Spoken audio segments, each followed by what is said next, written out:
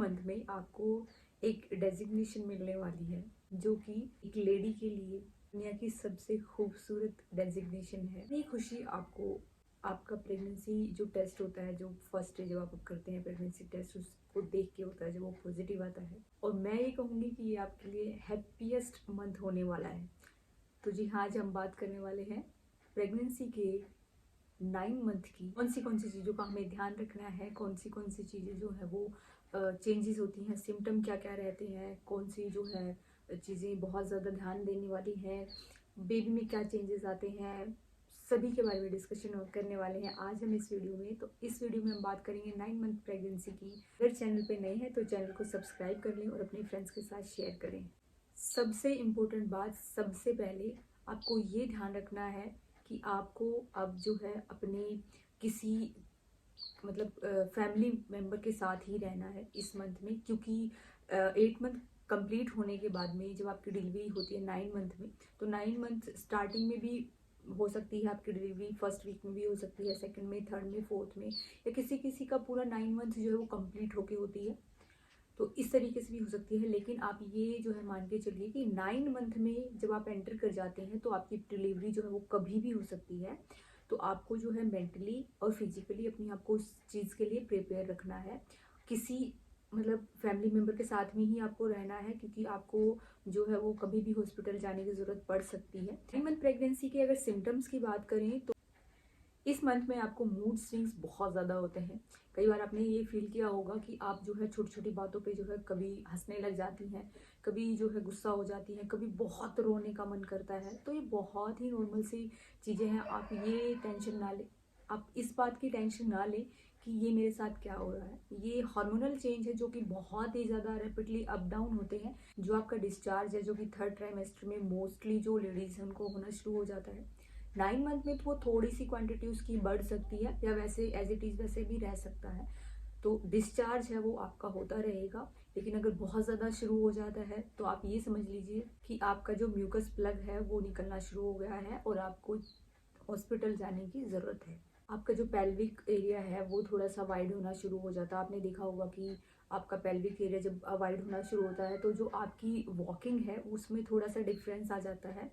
तो आपको इस चीज़ की से डरना नहीं है कि क्या प्रेगनेंसी के बाद यानी कि डिलीवरी के बाद भी मेरी वॉकिंग जो है वो इसी तरीके की रहेगी। तो ऐसा नहीं है, क्योंकि आपका जो पेट होता है वो काफ़ी ज़्यादा जगह घेर लेता है, इसलिए जो है पेल्विक एरिया जो होता है वो थोड़ा सा वाइड हो जाता है। उसकी वजह से जो हमारी जो वॉकिंग है, वो जो चाल है वो थोड़ी सी वैसी हो जाती है। तो उससे आपको घबराने की ज़रूरत नहीं है कि ये मेरी परमानेंट ऐसी ही चाल हो जाएगी, ऐसा बिल्कुल भी नहीं है। बैक पेन जो है वो नॉर्मल सी चीज़ हो जाती है, क्योंकि स्पाइन जो है वो बहुत ज़्यादा प्रेशर फील कर रही होती है। पैरों में सूजन, दर्द पैरों में, ये बहुत ही नॉर्मल सी चीज़ है। 9 मंथ में डिस्कम्फर्ट बहुत ज़्यादा नॉर्मल है। कई बार आपके मन में ये होगा कि बस अब बहुत हो गया, अब तो मेरी डिलीवरी हो ही जानी चाहिए, मैं बहुत बहुत ज़्यादा डिस्कम्फर्ट जो है वो फील कर रही हूँ। अगर बात करें मदर में बॉडी चेंज में क्या क्या होते हैं, तो देखिए बहुत ज़्यादा ऐसा कोई ड्रास्टिक चेंज नहीं आता है, क्योंकि 8 मंथ और 9 मंथ में सिर्फ उसमें जो है आपकी चाल का थोड़ा सा वे ऑफ वॉकिंग जो है आपका बदल जाता है। और उसके बाद क्योंकि आपका जो वेट है वो रैपिडली बढ़ रहा है, क्योंकि आपका बेबी जो है वो बहुत रैपिडली ग्रोथ करता है। इससे ज़्यादा बहुत ज़्यादा चेंज नहीं आते 9 मंथ में, क्योंकि आपका जो प्रेगनेंसी पीरियड है वो ऑलमोस्ट जो है कंप्लीट हो गया है। तो उसके बाद बहुत ज़्यादा चेंजेस नहीं आते हैं। बात करें अगर बेबी के डेवलपमेंट की या ग्रोथ की, तो देखिए बेबी में भी जो है वो 8 मंथ तक जो है वो फुल्ली जो डेवलप हो चुका है, उसकी प्रॉपर ग्रोथ हो चुकी है। लेकिन अभी उसकी ग्रोथ हो रही है हाइट और वेट में। तो अभी उसका वेट जो है वो बहुत बढ़ता रहता है जब तक उसका जो बर्थ नहीं हो जाता। तो इस मंथ में अगर देखें बेबी डेवलपमेंट या ग्रोथ की, तो उसका वेट जो है वो बढ़ता है, क्योंकि इस टाइम पे बेबी जो है वो अच्छा न्यूट्रिशन भी लेता है और उसको जो है बढ़ने में सारी जो चीज़ें हैं वो हेल्प भी करती हैं। अगर बात करें फूड की या एक्सरसाइजेस वगैरह की, तो आप कर सकते हैं, एक्सरसाइज कर सकते हैं। 9 मंथ प्रेगनेंसी में मैंने कौन सी एक्सरसाइज की थी, मैंने आपको लास्ट वीडियो में भी शेयर किया था। अगर आप चाहते हैं तो मैं इस वीडियो में भी शेयर कर दूंगी आपको कौन सी एक्सरसाइज आप कर सकते हैं। नॉर्मल वॉकिंग आपको ज़रूर करनी है, और बिल्कुल जब तक आपकी डिलीवरी टाइम आता है तब तक आपको वॉकिंग तो करनी ही करनी है। बटरफ्लाईज कीजिए, स्क्वाट्स कीजिए, उससे जो है आप एक्टिव भी रहेंगे, आपकी बॉडी एक्टिव रहेगी। अब जो है वो जो डिलीवरी का जो प्रेशर होता है उसको हैंडल कर पाएंगे। आपको जो अपना आयरन है, कैल्शियम है, वाइटामिन है, वो कंटिन्यू आपको रखने हैं। जो आपका न्यूट्रिशन है वो अच्छा होना चाहिए, तभी आपका जो बेबी है वो अच्छे से ग्रोथ करेगा। तो आपको जो अपना वाइटामिन है, आयरन है, कैल्शियम है, वो सब प्रॉपरली और रेगुलर बेसिस पे लेना है। उसके बाद अगर बात करें तो जो हमने डे 1 से बात करी है कि आपको कैफीन नहीं लेना है, आपको स्मोकिंग वगैरह नहीं करनी है, आपको सॉफ्ट ड्रिंक्स वगैरह या हार्ड ड्रिंक वगैरह नहीं लेनी है। उसके बाद तला हुआ और मसालेदार ये चीज़ें तो आप बिल्कुल, और आपने खुद फील किया होगा कि जिस दिन आप अगर आपने थोड़ा बहुत भी अगर कुछ खाया होगा तो आपको बहुत ज़्यादा डिस्कम्फर्ट हुआ होगा। तो इसीलिए मना किया जाता है कि आप जो है प्रेगनेंसी में जो है ये चीज़ें मत खाइए।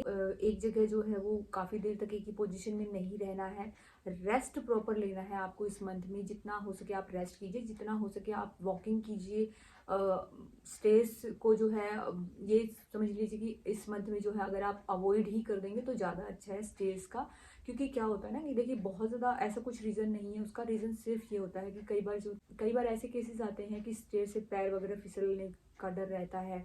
और कई बार क्या होता है ना कि अगर जब स्टेयर्स चढ़ते हैं तो आपका जो पेट होता है वो काफ़ी आगे आ जाता है, तो उससे स्टेयर्स दिखती नहीं है, तो आपका पैर जो है वो ऊपर नीचे रखने की थोड़ी दिक्कत आ जाती है। तो इस वजह से भी आपको जो है झटका वगैरह लग सकता है, तो इसलिए भी आपको जो है अवॉइड करने के लिए बोला जाता है। आपको आधा पका हुआ कोई भी खाना नहीं खाना, बहुत ज़्यादा सी फूड भी नहीं खाना है, ये भी जो है अच्छा नहीं होता है प्रेगनेंसी में।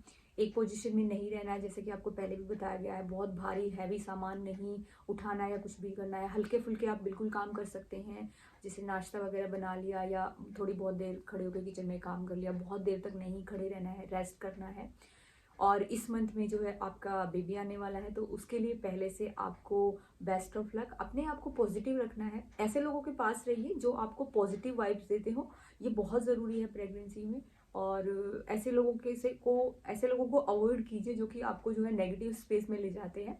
तो ये बहुत ज़रूरी है, क्योंकि माइंड जब आपका पॉजिटिव वाइब में रहता है तो वो पॉजिटिव स्टेटमेंट बना के रखता है। तो डिलीवरी से बिल्कुल नहीं डरना है। मैंने इससे पहले एक वीडियो ट्रू लेबर पेन कैसे पहचानने हैं वो मैंने इसलिए शेयर करी है ताकि जिनकी डिलीवरी बहुत पास है उनमें अगर थोड़ा बहुत भी कंफ्यूजन है तो उसको देख के जो है वो थोड़ा सा रिलैक्स हो जाएंगे। तो आप उसको देख सकते हैं। अब मुझे कमेंट करके ये बताइए कि आपका प्रेगनेंसी का कौन सा मंथ चल रहा है। वीडियो कैसी लगी ज़रूर बताइएगा। मिलते हैं नेक्स्ट वीडियो में, तब तक stay healthy and bye bye.